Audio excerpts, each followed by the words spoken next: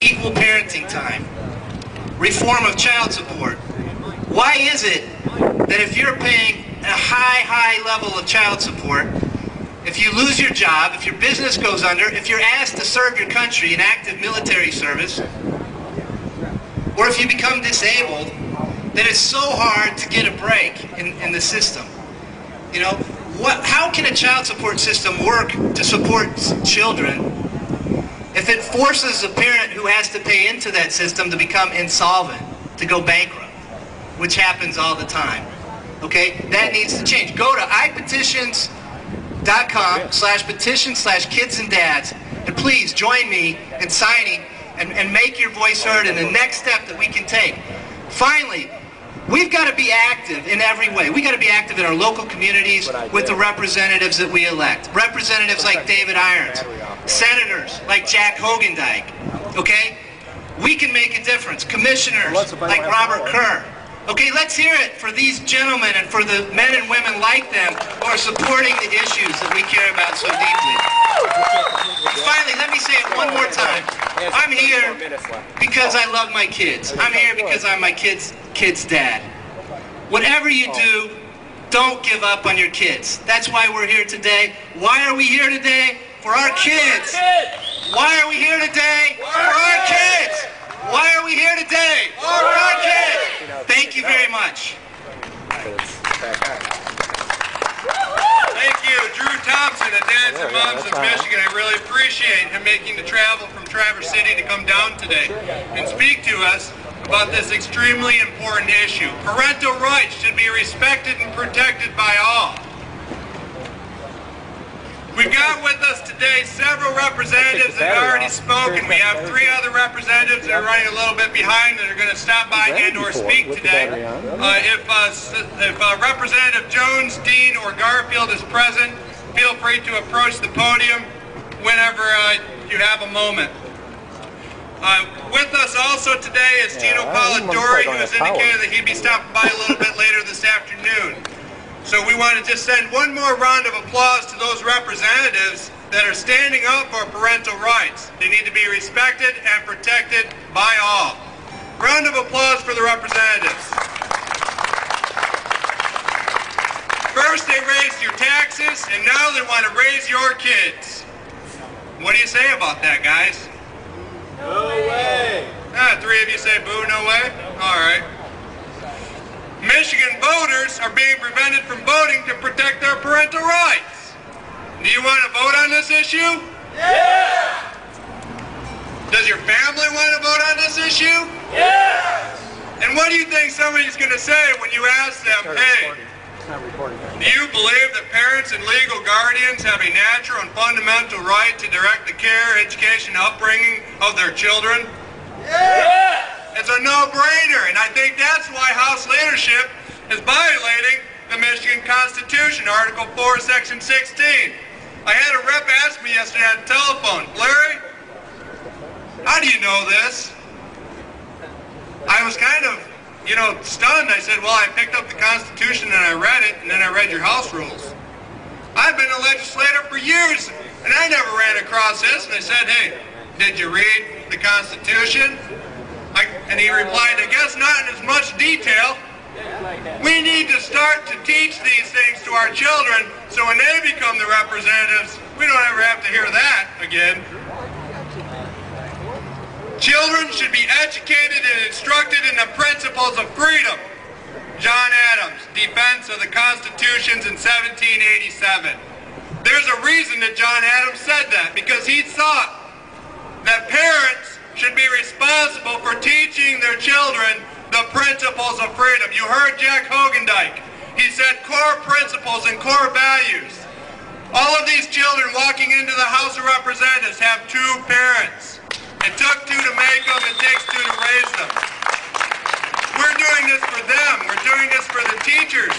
We're doing this for the moms and dads all across the state. I only regret that I have but one life to lose for my country. This is my full-time job until the job gets done, folks. This is my utmost concern until our legislators open their eyes. 80 of them have already opened their eyes, my friends. 80 of them. Out of 110. The majority says yes. Who says no? And to remind those that have come through the park or passing through, we're going to be sending a piece of paper into every legislator's office here in Lansing. We're going to inform them that we don't appreciate first that they raise their taxes and now want to raise their kids. Come on! Am I loud and clear on these issues, or am I confusing somebody? I again want to take a moment just to remember Minister Ron Smith. He was the president of Children Need Both Parents Incorporated out of Grand Rapids and Chicago. This has been another life-changing experience for me personally, and we all need to take a moment and tell the ones that are important to us, our friends, our family members, that we love them and appreciate them. In essence, what we perceive as him leaving us is God's way of letting us know that he truly did succeed. He departs earth to be with his Son, which tells us that he has planted all the necessary seeds to change society. We all now have to act on them and see them grow in his memory. Ron, we will miss you, and you will continue to be loved. My work isn't done yet because despite the number of accidents that I've been in the past 3 years, I still haven't bit the dust. So I guess I'm stuck here fighting with you guys. Hopefully, at least till the end of this year when we pass this measure. Why is the House violating the Constitution and not giving you the right to vote on who should raise your children? Money. Money and profits, sure. State Rep John Garfield will be speaking with us this afternoon. State Rep Dean and Jones, if they're present, feel free to approach the podium. Same with Representative Gino Polidori. We're going to move up on the schedule Mr. David Taylor of the Oakland County Friend of the Court Advisory Committee. If David Taylor is present, please approach the podium. Otherwise, Representative Garfield?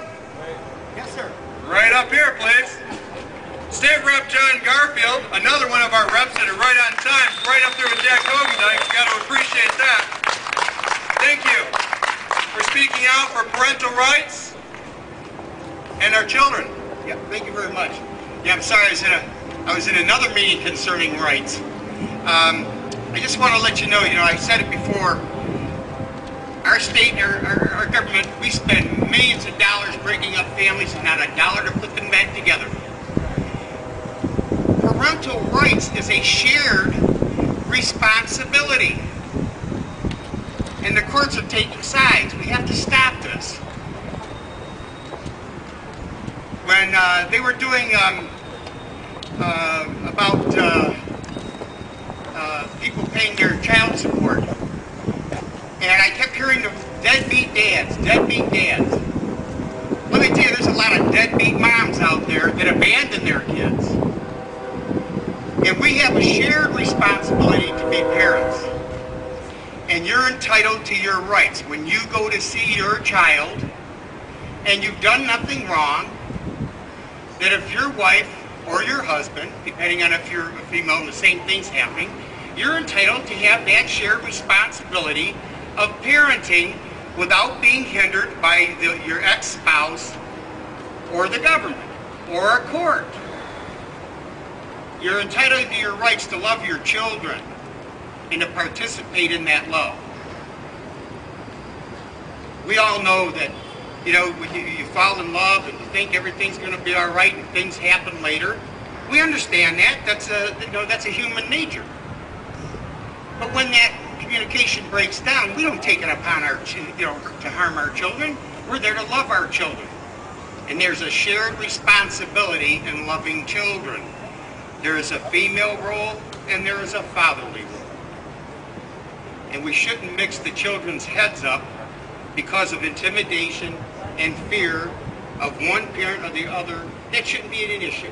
When you go to get your children to enjoy their time with them, what do you have? What's your legacy in life? And your legacy is those children. So I completely understand what's going on here. You know why? I say when I'm out doing politics.